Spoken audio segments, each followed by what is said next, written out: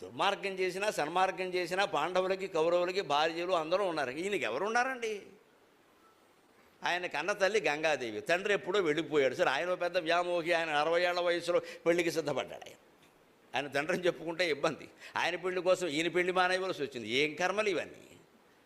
ఇంత చేసి త్యాగం చేస్తే ఆయన చేయకపోతే వీళ్ళు ఎవరు అవ్వరు కదా, అసలు ఆయనే అయ్యేవాడు కదా. ఇంత చేసి త్యాగం చేస్తే చివరికి ఈయన మునిమానవుడు వరస అయ్యే దుర్యోధనుడు రాజు అయ్యి వాడు చెప్పినట్టు ఈయన వినడమా? పైగా 9వ రోజు అండి. ఈ గోళ్ల దగ్గర బాణాలు వేసింది 3వ రోజు కాదమ్మా, 9వ రోజు. తట్టుకున్నాడు 8 రోజులు ఆయన.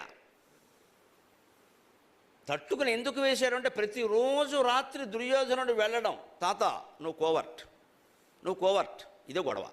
అంటే మా పార్టీలో ఉండి వారికి సాయం చేస్తున్నాం. సర్వసైన్య అధ్యక్షుడు. ఆ సంగతి కూడా పక్కనంటండి. వీడి తండ్రి ధృతరాష్ట్రుడు, వాడి తండ్రి విచిత్ర వీర్యుడు, వాడి తండ్రి శంతనుడు. ఆ శంతనుడు కుమారుడు విచిత్ర వీరుడికి అన్నగారు ఆయన. తాతగారనే గౌరవమైనా ఉండాలి కదా. తాత నువ్వు ఎంతైనా వాళ్ళ పార్టీ. రోజు ఫోన్లో మాట్లాడుతున్నావు, స్మార్ట్ ఫోన్ చూశాను, వీడియో కాల్ కూడా చేస్తున్నావు.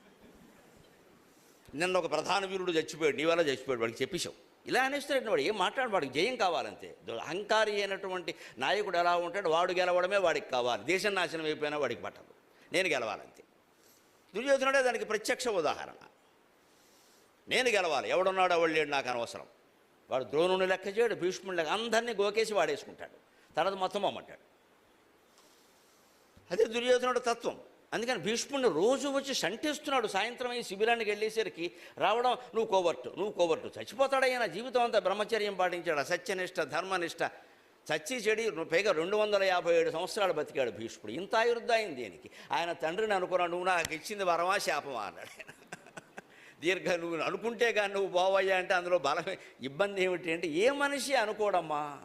సమస్త రోగాలతో పీడింపబడుతూ 90 ఏళ్ల తొక్కు మంచంలో ఉన్నవాడు కూడా ఆ డాక్టర్ గారు వచ్చో బెళ్ళేస్తే అంటాడు. ఇక్కడ 96 ఏళ్ళకి బెళ్ళ ఏమయ్యాదో తెలియదు దీనికి.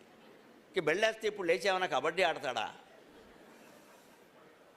ఆ దేవుడు వచ్చి తీసుకుపోతే బాగుండు కాదండి. ఇక్కడే వైద్యం చేస్తున్నాడు మా ఊడు, ఎంతసేపు ఇక్కడ బొంబాయి తీసుకెడితే బాగుంటుందని మా అమ్మాయి చెప్పింది. ఎంతైనా అమ్మాయికి ఉండే ప్రేమ అబ్బాయికి ఉండదని వీడు మొత్తం రకరకాలు మాట్లాడతాడు ఇక్కడ.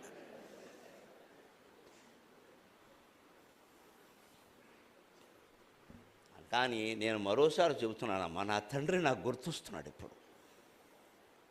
64 ఏళ్ల వయస్సులో ఆ పెద్ద మనిషి మరణిస్తే, ఆయన మరణించడానికి 3 నెలల ముందు మా పెద్దన్నయ్య వచ్చి మా ఊరు వచ్చి, నాన్నగారు అప్పుడు మద్రాసులో ఉద్యోగం చేస్తున్నాడు, నేను మద్రాసులో ఉద్యోగం చేస్తున్నాను, మద్రాసు తీసుకెడతాను మిమ్మల్ని అంటే, ఒకటి ఊడు పట్టలేదు, నువ్వు మద్రాసు తీసుకెడతావు, ఇక్కడ మమ్మల్ని బొంబాయి అన్నాడు ఆయన. ఒకటి పోసుకుందుకు లేవలేక నేను చూస్తుంటే నువ్వు మద్రాసు బొంబాయి అంటే బెటర్, ఇక్కడ పోతే ఏమైనా నష్టమా అని అడిగాడమ్మా నా తండ్రి వేదాంతి. నాకు 23 ఏళ్ల వయస్సులో విన్న మాట నాకు చాలాసార్లు గుర్తొచ్చింది. నాన్నగారు ఎంత గొప్ప వేదాంతి, కోప్పడ్డాడు అనుకున్నాం. కానీ ఇక్కడ పోతే ఏమైనా నష్టం పెట్టరా, బొంబాయిలో పోతే ఏమైనా స్వర్గం వస్తుంది అన్నాడు ఆయన. నేను మంచంలో ఉండి నేను నాన్న యాత్ర పడుతూ మీ అమ్మ చాకరీ చేయలేక మీ అమ్మ చూస్తుంటే పోతే బాగుండని నేను అనుకుంటూ ఉంటే, మరి 64 పెద్ద వయసు కదమ్మా. ఇప్పుడు నా వయసు అదే నిజానికి, 64 పెద్ద వయసా? ఇంకో 10 ఏళ్ళైనా 74, 75 అవ్వాలి కదా అని ఉంటాడు కదా. అంటే ఆయన అన్నది ఏమిటంటే, ఇప్పుడు పోతే నష్టపెట్టరా, ఇంకా దీని చేసి చాకరీ చేయించుకోవాలి, ఇక్కడ ధనయాత్ర పడుతుంది అది, ఇంకా నువ్వు మద్రాసు తీసుకెడతావు, బొంబాయి ఎక్కట్లేవా అని అడిగాడు ఆయన. ఆయనకు తెలుసున్నది అది కాబట్టి.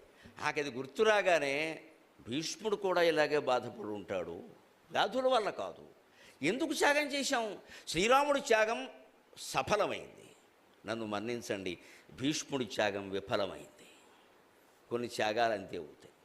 మనం త్యాగం చేసినంత మాత్రాన అది సఫలం అవుతుందని లేదమ్మా. సఫలమయ్యే విధంగానే త్యాగం చేయాలి.